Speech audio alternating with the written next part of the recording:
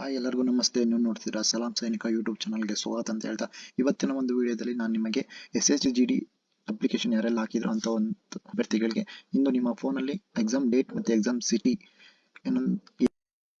ನೋಡೋದು ಅನ್ನೋದನ್ನ ನಾನು ವಿಡಿಯೋ ಮುಖಾಂತರ ನಿಮಗೆ ತಿಳಿಸ್ಕೊಡ್ತೀನಿ. ಯಾರು ವಿಡಿಯೋವನ್ನು ಸ್ಕಿಪ್ ಮಾಡದೆ ನೋಡಿ. ಯಾರಿನ ನಮ್ಮ ಚಾನಲ್ಗೆ ಸಬ್ಸ್ಕ್ರೈಬ್ ಮಾಡಿಲ್ಲ ಬೇಗ ಸಬ್ಸ್ಕ್ರೈಬ್ ಮಾಡಿ. ಇಲ್ಲಿ ನಿಮ್ಮ ಒಂದು ಗೂಗಲ್ ಕ್ರೋಮ್ ಅಲ್ಲಿ ಹೋಗಿ SSC ಅಂತ ಟೈಪ್ ಮಾಡಿದಾಗ ಈ ಒಂದು ಲೇಔಟ್ ಓಪನ್ ಆಗುತ್ತೆ. ಇಲ್ಲಿ ssc.gov.in ಅಂತ ಬರುತ್ತೆ. ಆಗ ಹೋಮ್ ಸ್ಟಾಫ್ ಸೆಲೆಕ್ಷನ್ ಕಮಿಷನ್ ಅಂತ ಬಂದಾಗ ಈ ಲಿಂಕ್ ಮೇಲೆ ಕ್ಲಿಕ್ ಮಾಡಿದಾಗ ಈ ಒಂದು ಲೇಔಟ್ ಬರುತ್ತೆ. ಇಲ್ಲಿ ಲಾಗಿನ್ ಆರ್ ರಿಜಿಸ್ಟರ್ ಅಂತ ಬರುತ್ತೆ. ಇಲ್ಲಿ ಲಾಗಿನ್ ಆರ್ ರಿಜಿಸ್ಟರ್ ಮೇಲೆ ಕ್ಲಿಕ್ ಮಾಡಿದಾಗ ಈಗ ನಾನು ರಿಜಿಸ್ಟ್ರೇಷನ್ ನಂಬರ್ ಮತ್ತು ಪಾಸ್ವರ್ಡ್ ಎರಡೂ ಹಾಕಿದ್ದೀನಿ. ಈಗ ಕೆಳಗಡೆ ಕ್ಯಾಪ್ಚರ್ ಅಂತ ಕೇಳುತ್ತೆ. ಇಲ್ಲಿ ಕ್ಯಾಪ್ಚರ್ ಅಂತ ಕೇಳುತ್ತೆ. ಕ್ಯಾಪ್ಚರ್ ನಲ್ಲಿ ಬಿಗ್ ಲೆಟರ್ ಮತ್ತು ಸ್ಮಾಲ್ ಲೆಟರ್ ಎರಡು ಇರುತ್ತೆ. ಬಿಗ್ ಲೆಟರ್ ಇದ್ರೆ ಬಿಗ್ ಲೆಟರ್ ಕೊಡಬೇಕಾಗುತ್ತೆ. ಇಲ್ಲಿ ಇ ಕ್ಯಾಪಿಟಲ್ ಇದೆ ಮತ್ತೆ ಪಿ ಕ್ಯಾಪಿಟಲ್ ಇದೆ. ನೆಕ್ಸ್ಟ್ ಸ್ಮಾಲ್ ಜೆ ಇದೆ ಮತ್ತೆ ಸ್ಮಾಲ್ ಇ ಇದೆ ಮತ್ತೆ ಕ್ಯಾಪಿಟಲ್ ಎಫ್ ಇದೆ. ಇದಿಷ್ಟು ಕೊಟ್ಟಾದ್ಮೇಲೆ ಲಾಗಿನ್ ಅಂತ ಕೊಟ್ಟಾಗ ಈ ಒಂದು ಡಿಸ್ಪ್ಲೇ ನಿಮ್ಮ ಫೋನಲ್ಲಿ ಕಂಡು ಬರುತ್ತೆ. ಇದು ಅವರ ಒಂದು ಡೀಟೇಲ್ಸ್ ಇವಿಷ್ಟು ನೋಡ್ಕೊಬಹುದು. ನೆಕ್ಸ್ಟ್ ಇಲ್ಲಿ ಅಡ್ಮಿಷನ್ ಸರ್ಟಿಫಿಕೇಟ್, ಈ ಕಡೆ ರಿಸಲ್ಟ್ ಅಂತ ಇರುತ್ತೆ. ಇಲ್ಲಿ ಅಡ್ಮಿಷನ್ ಸರ್ಟಿಫಿಕೇಟ್ ಅಂತ ಇರೋದ್ರ ಕೆಳಗಡೆ CTGD 2025 paper 1 admission certificate know your city is live ಅಂತ ಇಲ್ಲಿದೆ. ಇದ್ರ ಮೇಲೆ ಕ್ಲಿಕ್ ಮಾಡಬೇಕಾಗುತ್ತೆ. ಕ್ಲಿಕ್ ಮಾಡಿದಾಗ check status of admission certificate ಅಂತ ಕೇಳುತ್ತೆ.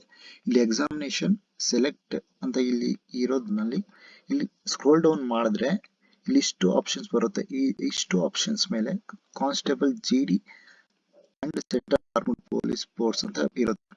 ಇದ್ರ ಮೇಲೆ ಕ್ಲಿಕ್ ಆದ್ಮೇಲೆ ಎಕ್ಸಾಮಿನೇಷನ್ ಇಯರ್ ಅಂತ ಕೇಳುತ್ತೆ.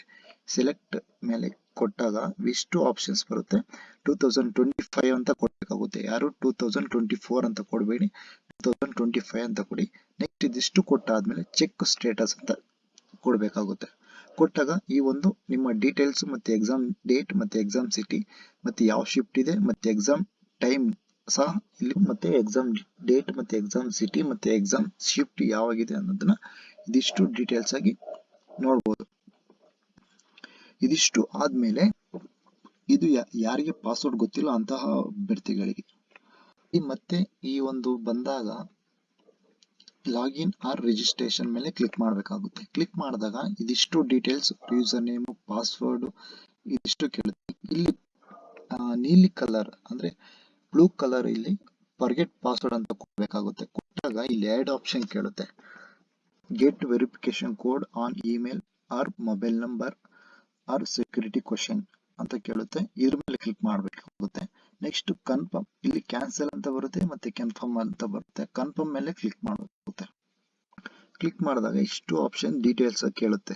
ಡೇಟ್ ಆಫ್ ಬರ್ತ್ ಕೇಳುತ್ತೆ. ಡೇಟ್ ಆಫ್ ಬರ್ತ್ ಕೊಡಬೇಕಾಗುತ್ತೆ. 10th ಎಜುಕೇಶನ್ ಬೋರ್ಡ್ ಅಂತ ಕೇಳುತ್ತೆ. ಅಂದ್ರೆ ಯಾವ ಬೋರ್ಡ್ ನಿಮ್ದು.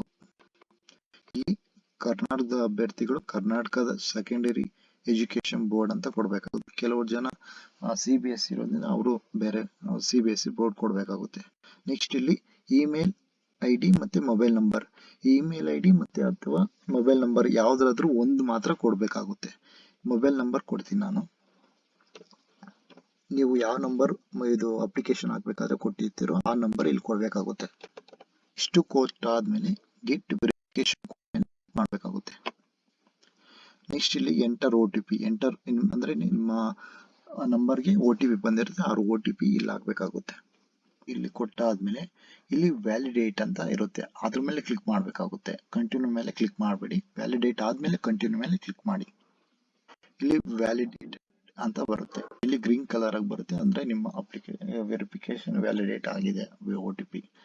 ಇದ್ರ ಕಂಟಿನ್ಯೂ ಮೇಲೆ ಕ್ಲಿಕ್ ಮಾಡಬೇಕಾಗುತ್ತೆ. ಪಾಸ್ವರ್ಡ್ ಹೊಸದಾಗಿ ಕ್ರಿಯೇಟ್ ಮಾಡಬೇಕಾಗುತ್ತೆ. ಇಷ್ಟು ಪಾಸ್ವರ್ಡ್. ನೆಕ್ಸ್ಟ್ ಕನ್ಫರ್ಮ್ ಪಾಸ್ವರ್ಡ್ ಕೊಟ್ಟಾದ್ಮೇಲೆ ಇಲ್ಲಿ ಕನ್ಫರ್ಮ್ ಅಂತ ಕೊಡಬೇಕಾಗುತ್ತೆ.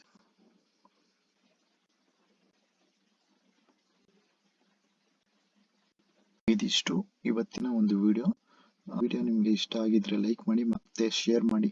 ಹಾಗೇನೆ ಸಬ್ಸ್ಕ್ರೈಬ್ ಮಾಡೋದನ್ನ ಮರಿಬೇಡಿ ಅಂತ ಹೇಳ್ತಾ ಜೈ ಹಿಂದ್, ವಂದೇ ಮಾತರಂ.